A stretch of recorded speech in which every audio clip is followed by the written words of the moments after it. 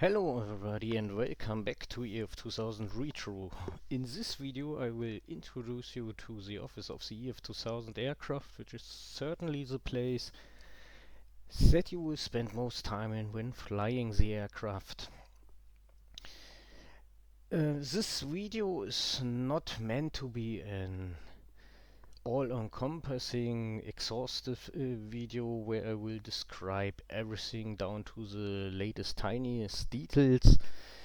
The reason for this is that the video would become a little bit too long in this case, so I will primarily cover the basics, the general cockpit arrangement, implementation, and the most important features and functions, as well as the fundamentals for operating the cockpit.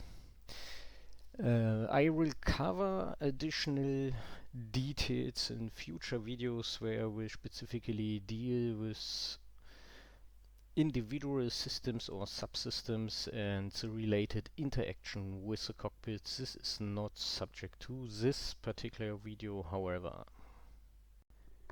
So as you can see, I'm already in the cockpit, sitting down on the runway ready for takeoff, but for the time being I will stay on ground.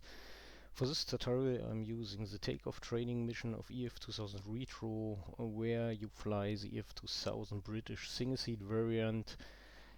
As you should know, there are 4 EF2000 single-seat variants available, representing the 4 core nations of Germany, Great Britain, Italy and Spain. But in EF2000 RETRO, all 4 variants are sharing the same cockpit layout, so there's no difference other than the textures showing up on the aircraft model that is visible from the cockpit. So if we take a look to the left, you see here is a Royal Air Force roundel. It indicates we are in a British jet, and if we briefly switch to the external view, you can see it's a Royal Air Force EF2000 aircraft. Okay, generally spoken, I have disabled tracker for this tutorial, so I will only use mouse look for improved image stability. So let's get started, and we start with the pilot model.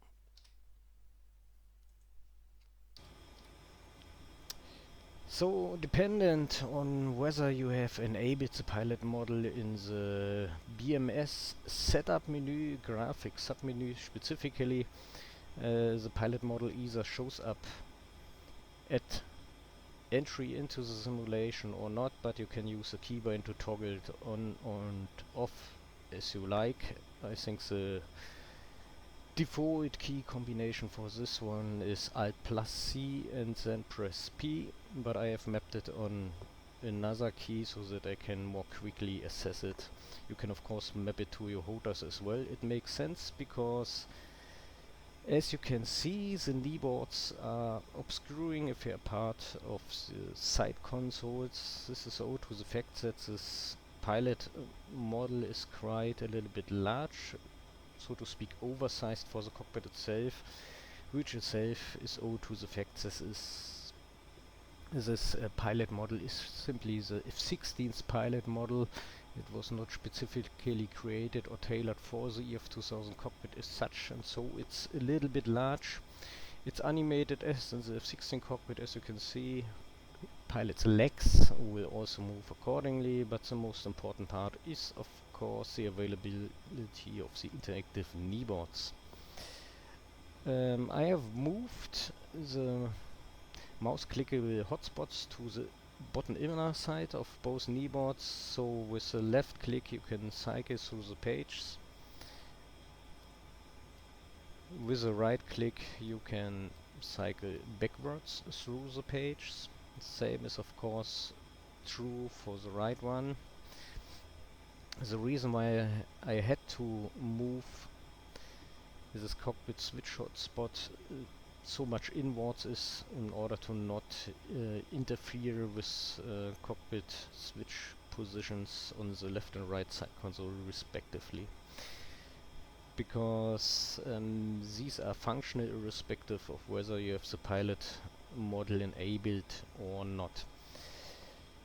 I personally use the EZ boards tool created by Logic. I recommend it to anyone other. If you don't have another solution, I find this tool pretty useful simply for creating keyboard pages that contain current briefing information. So if you zoom in, you see this is the current training mission, and on the right side corresponding information also from the briefing, as you can also see the date it has just been created. As I've already shown, on the left side I have implemented the theater maps from the Nordic theater, and on the right side you can on one hand see the overview about all airfields with their navigation and communication data, and you will also find here the EF2000 checklist to support startup and pre-taxi, taxi, pre-takeoff, post-takeoff procedures. There are still a lot of unused pages intentionally left blank, so there's room for growth for future custom keyboard checklists, and I suppose if you're using Weapon Delivery Planner, it's not bad to have some spare pages where you can get information displayed.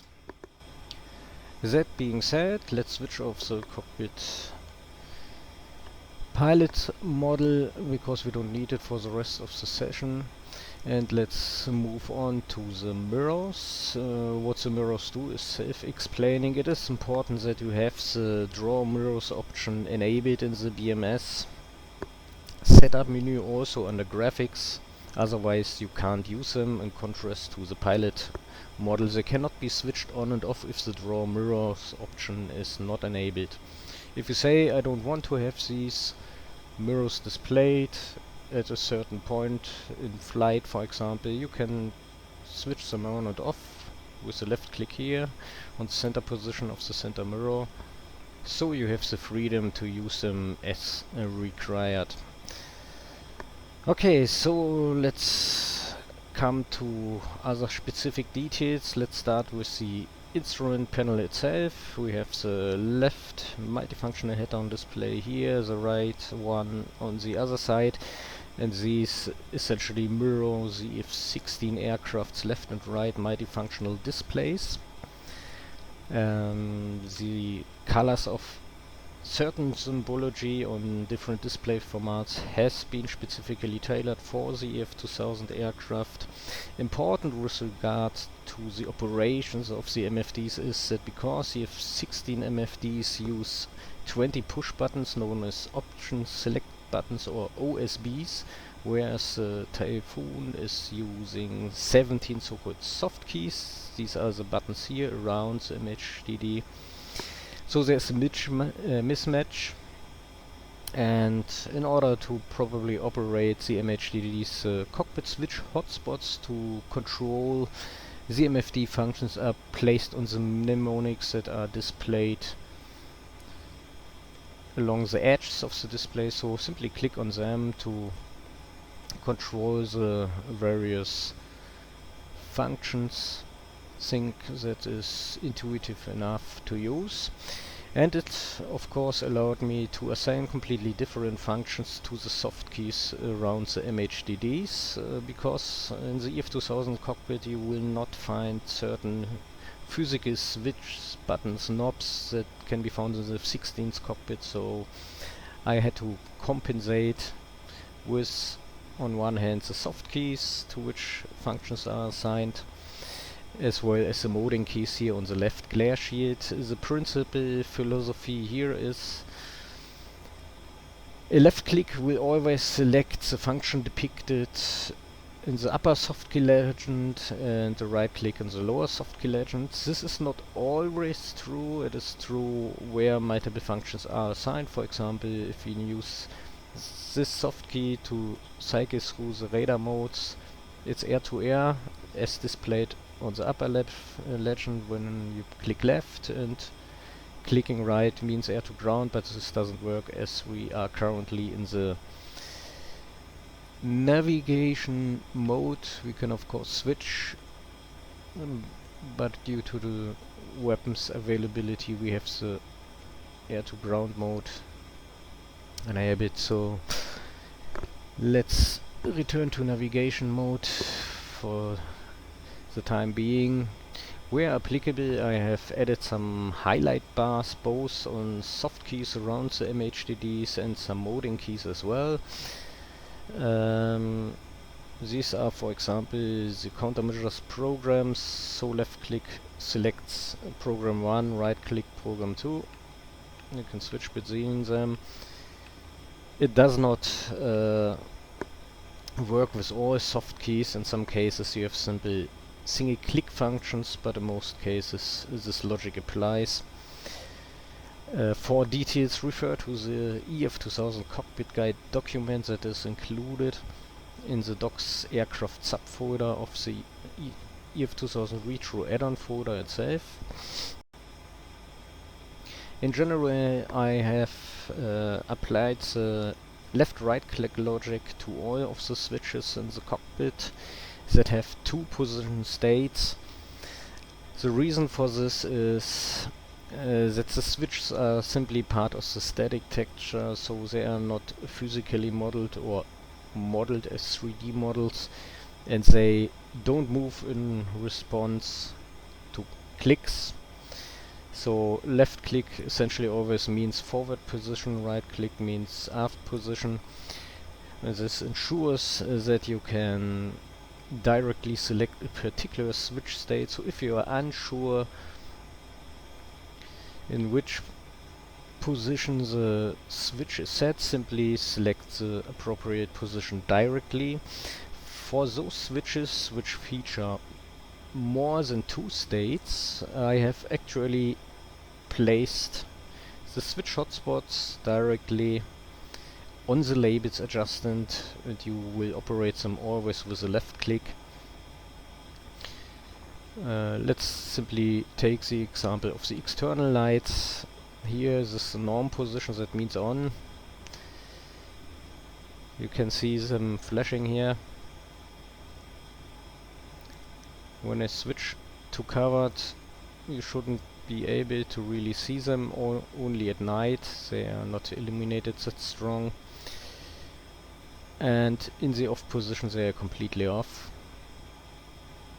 That's not really visible now from the covered position because during daytime, but now they are on again. So that's the principal logic. There are a lot of switches with more than just two positions, also landing taxi light switches. In some cases these switches nevertheless only feature two positions, such as a laser arm switch. In the rear aircraft is a 3. In the Falcon BMS environment we have just the on and off state, so in this case laser on would be left click and off would be right click.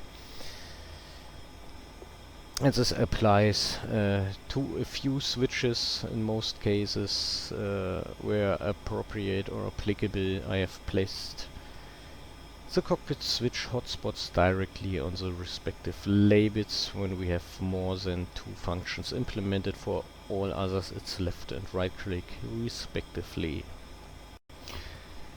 So the center multifunction head-down display in the EF2000 cockpit serves as a DAS format, the defensive aid subsystem, so it's the equivalent to the radar warning receiver scopes that you find as a dedicated indicator in the fixing cockpit. For the EF2000 cockpit it has been implemented on the center MHDD, and the soft key controls around it are used to control the radar warning receiver, so to speak, as well as ECM and general electronic warfare system functions. But I will cover the implementation of the defensive aid subsystem in a separate video. Of particular importance, of course, is the upfront controller in the F16, and consists of the integrated control panel and the data entry display. These functions are in this case mapped on the HeadUp panel of the EF2000, that's the DED, and the function of the ICP is assigned to the push buttons here. That's in the real EF2000 aircraft. The data entry keyboard, it serves the same purpose essentially as the ICP in the F-16 aircraft. Different ICP push buttons have been implemented elsewhere, including the air-to-surface mode or air-to-ground mode that can be switched here. The radar radio control, if you press here radio 1 or here radio 2, or for the IFF system you can click on here. And the most often asked question, ICP list function is assigned to this MISC miscellaneous subsystem key. The warning reset is assigned to the small DEK labeled with the UW, so warning here. And you have also a little bit of redundancy here with force and back switching for your DED, and the same functions are essentially mirrored by the soft keys here. So you position your cursor on the DED up and down and select the next or previous state.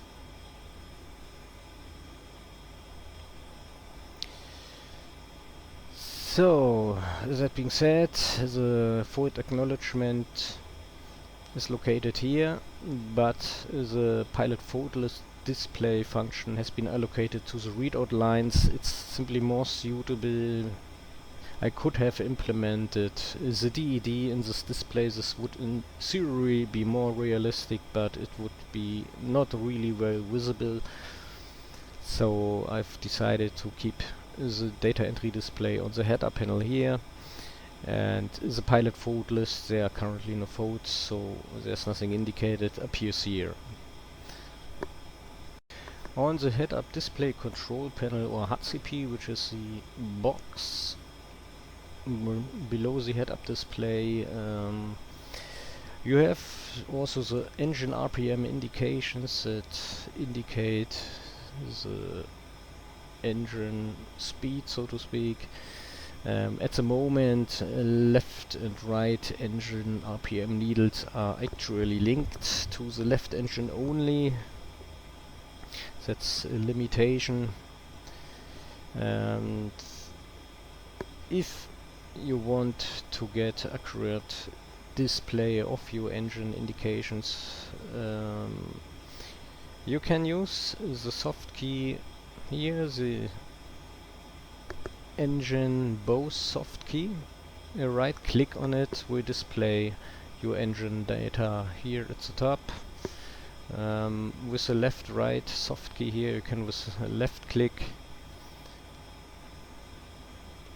control select left engine control, and with a right click right engine control. And if you want to regain control of both engines, use a left click on this ENG BOS, so both engines soft key, and a right click again toggles this one on and off.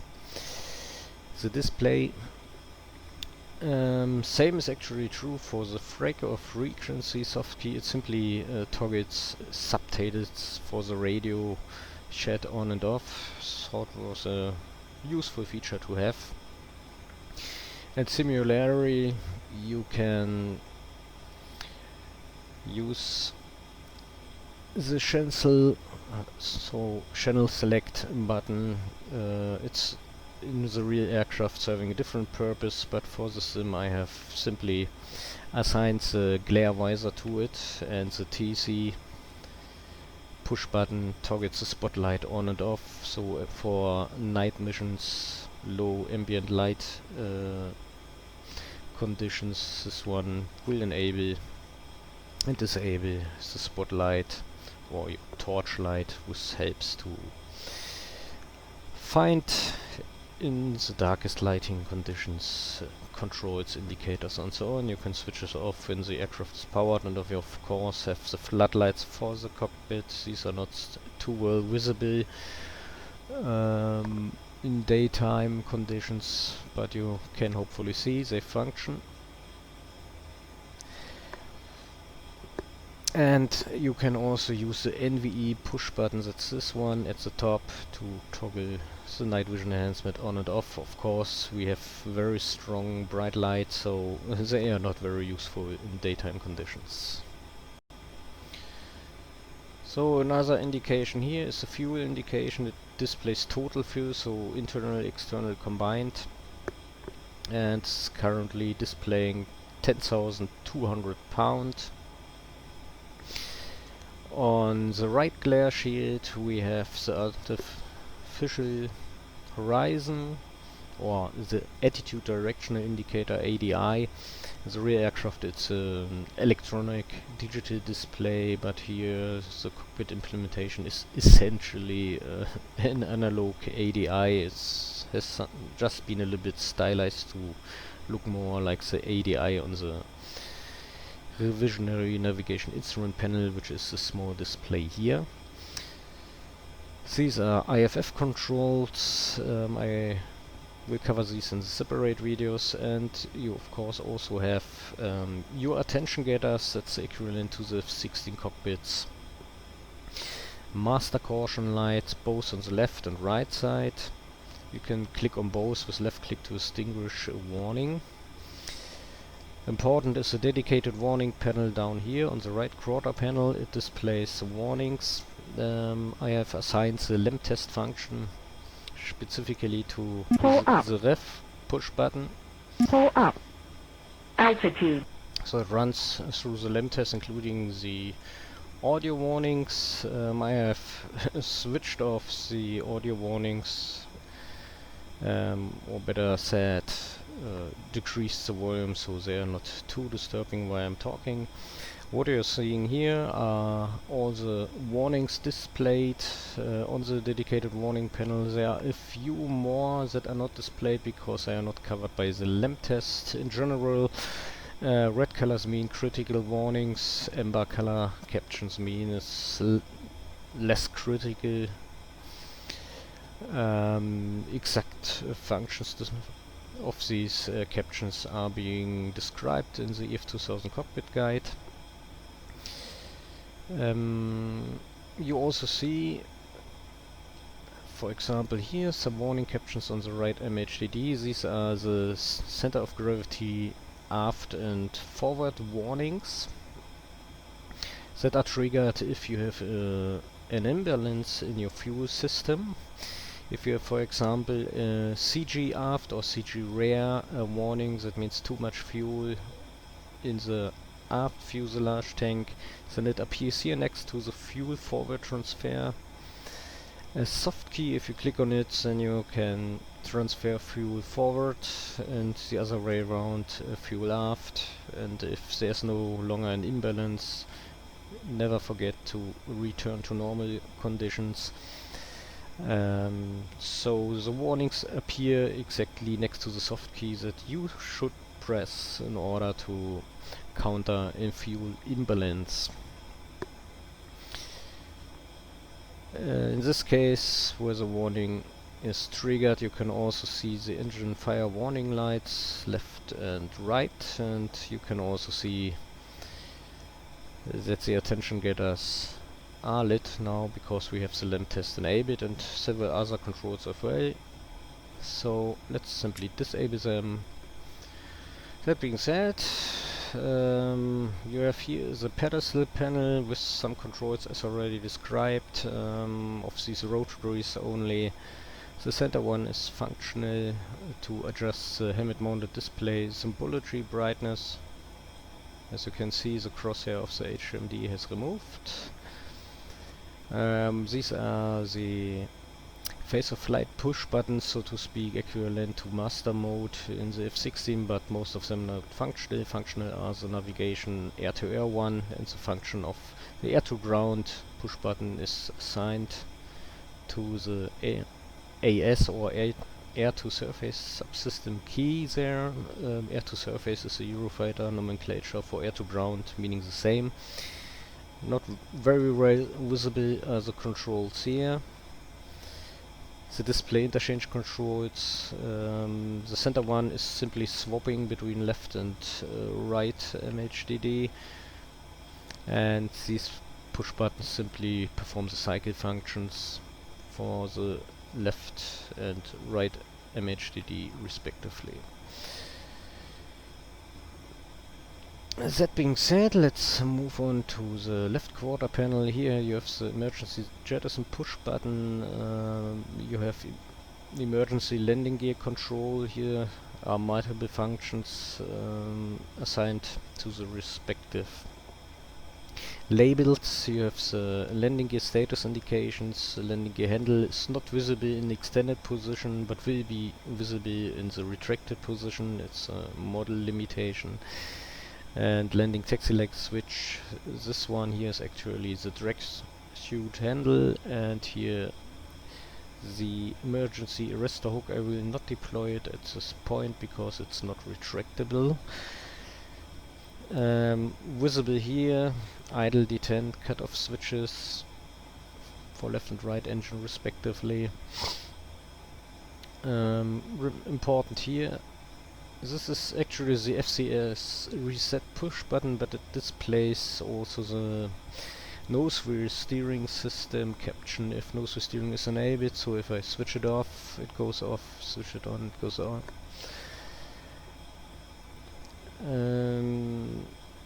I don't want to go into all details here, just basic coverage. That's here the chef layer power switch. These are the audio volume controls that you have. You have the flight control system functions here on the FCS panel. The seat lower raise function has been included as well.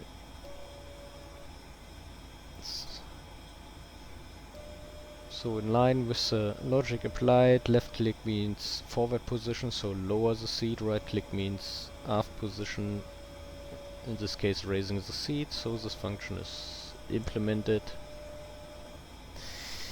Here we have the park brake switch. On the right side console we have the aft systems gang bar, mostly to power different aircraft systems. Forward systems gang bar, fuel control panel, internal lights panel, external lights panel, and ECS panel. These will be described in another video or in future videos. In general, I will produce a couple of videos that simply cover different system subsystem implementation, and there we'll also go a little bit more into the details on the controls and what they do exactly. You can arm and disarm your seat with the switch here, and what you can see is seat safe caption appearing on the left MHDD. It disappears accordingly if you switch it off. Same for canopy locking function. This is a canopy safety pin which performs the lock unlock function. If it is enabled, you see canopy is now unlocked, so I can open it. The canopy opening switch is this one.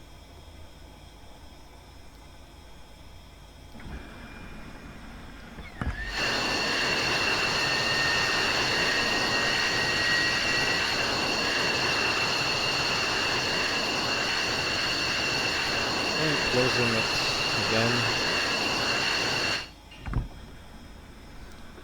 So before you take off, or better before you eventually start to taxi, simply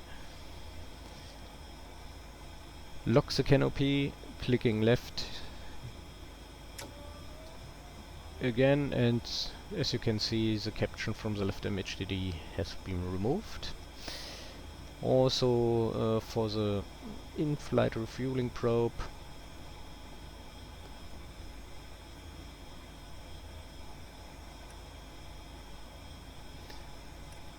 a left click deploys it, and you will also see the ready caption here on the right image DD.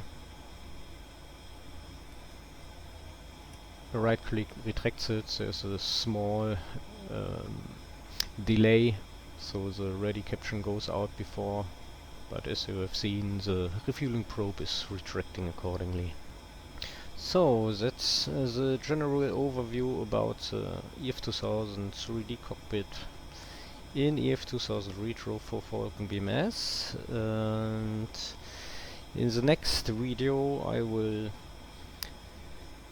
introduce you to the startup procedure of the EF2000 aircraft, and as said, there will be future tutorial videos where I cover individual system subsystems and will also go a little bit deeper into the details as far as the cockpit interaction is concerned. I hope this video was helpful to you.